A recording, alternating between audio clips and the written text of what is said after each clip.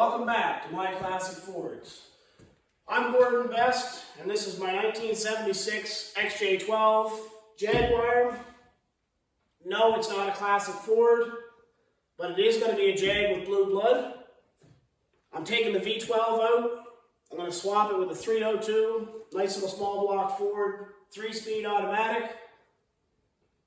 Now, the cool part with this car, or what I think is cool, I'm getting ready to chop 29 inches out of the rear section here.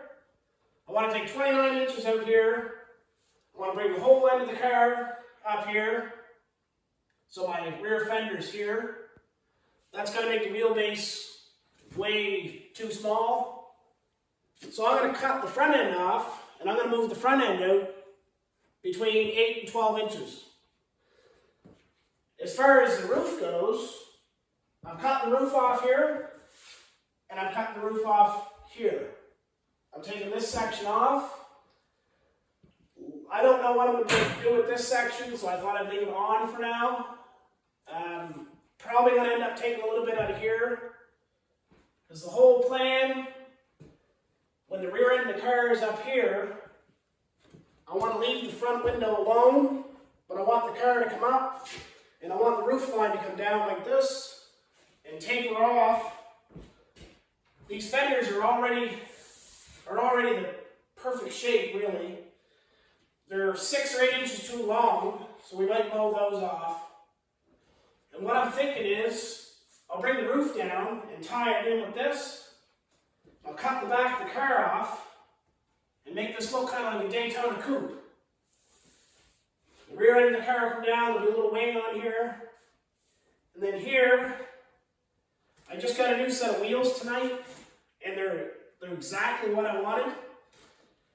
Right now, I just got them set in there.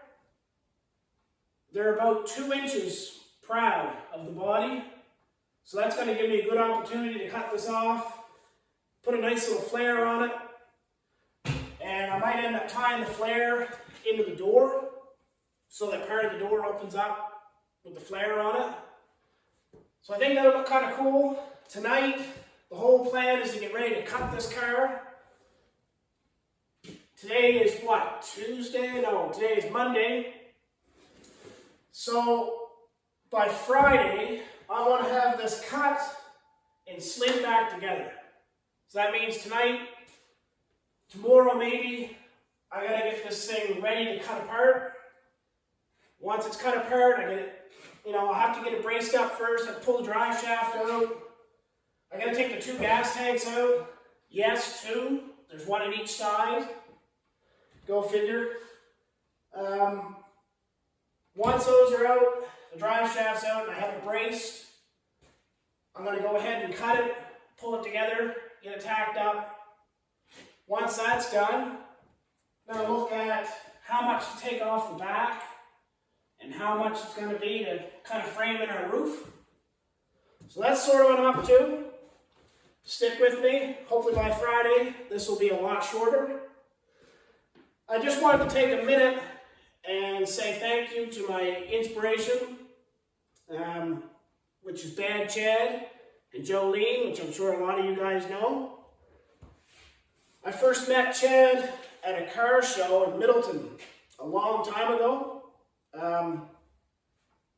He doesn't remember me from that show, I can pretty well guarantee it.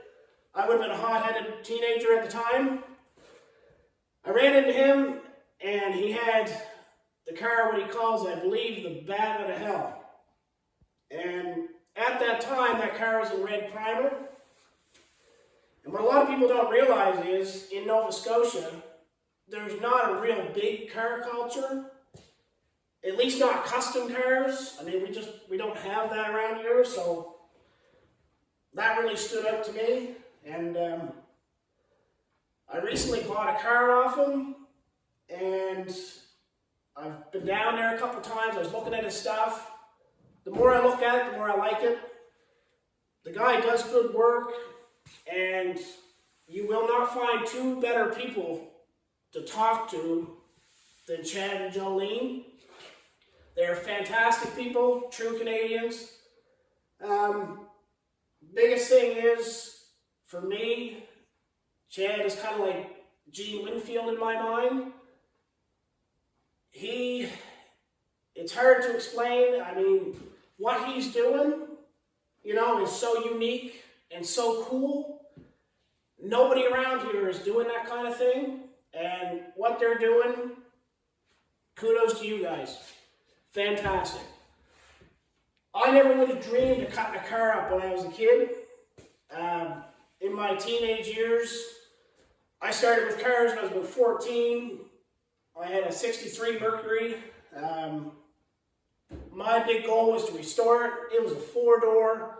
It was rotted out. There was no interior in it. Valuable lesson. If you want something like that, start with something that's good. Which is kind of cool because I had a 63 Mercury that long ago. And Chad had a 62 Mercury station wagon for sale. So it was just too cool that car lined up. So I just had to have it.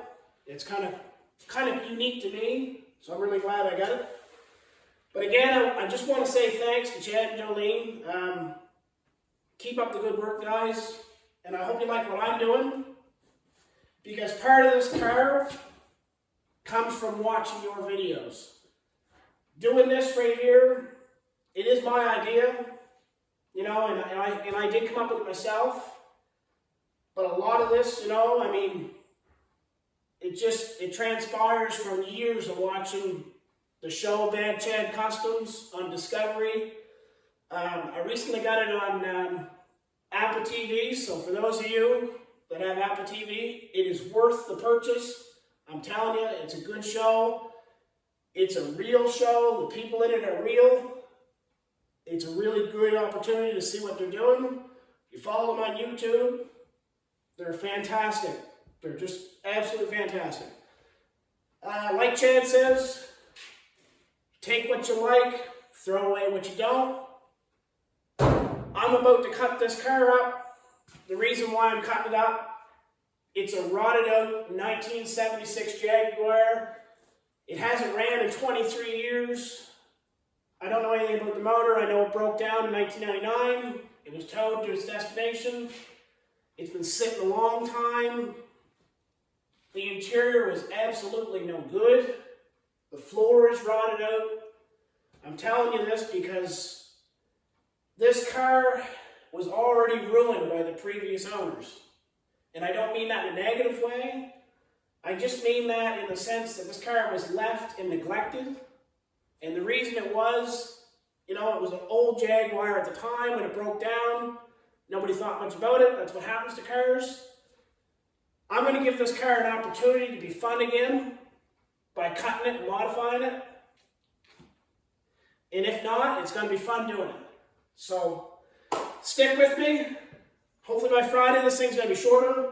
And again, watch Schultz Auto Co. Thanks a lot to Bad Chad and Jolene. Keep up the good work. Now, I got to get to work. All right, so first plan of attack is to get rid of the bumpers. This bumper is like a 3, 4, 5 piece bumper kind of deal. This is on the newer style, XJ12. The older style just simply had a chrome bumper, but then I guess like just due to safety, they put this plastic thing on. So my bumper comes off in like 3 chrome pieces, which the top piece looks really nice, but the side pieces are obviously pretty bad. So once you remove those, there's just a bolt here, a couple bolts on the car. Take those off. This rubber piece just simply pulls off. Looks like there's a bolt there and a bolt up there. This will come off. Once we have that off, we kind of expose the back end like we want. And I'm not sure, but I think I might be able to leave that maybe alone. I don't know if I need to cut much off the back of that. We're definitely still going to kind of put it on a little steeper angle, but it might end up being closer than I thought. So the next plan here, we'll take the lights out, take all that stuff off some other time. For now, we got to get the gas tanks out. And I believe, I should have looked it up, but I believe once you take all these bolts out, this lower part of the quarter panel comes off. And I think the gas tank just simply slides out from the bottom. Or so it looks that way. So I guess I'll yank that out and we'll go from there. All right, so you see I got the bumper off. And I took the bottom of the quarter panel off and exposed the gas tank. So at first glance, you know, this gas tank looks beautiful. You know, doesn't look like there's, you know, a bit of rust or anything like that. It looks really nice. The inside of the quarter panel actually shocked me that it was as good as it was. All in here looks pretty good. It's definitely, you know, it's definitely not bad at all. It's way better than I thought it was going to be. I took the filler neck out. Definitely does not look very promising. Pretty rusty. The bottom of the cap, I'm pretty sure when it looks that rusty, I'm guessing the rest of the tank inside is definitely not very good. This tank is full of bubbles, so I'm gonna say that it's fairly rusty. I don't know if that's just the paint bubbling or it does not appear that way, but I'm gonna say it's rusty. So the gas tank, I ain't sure how they come out yet, but it goes right up inside, kind of over that wheel well, and up to the filler neck, so it's a fairly big tank.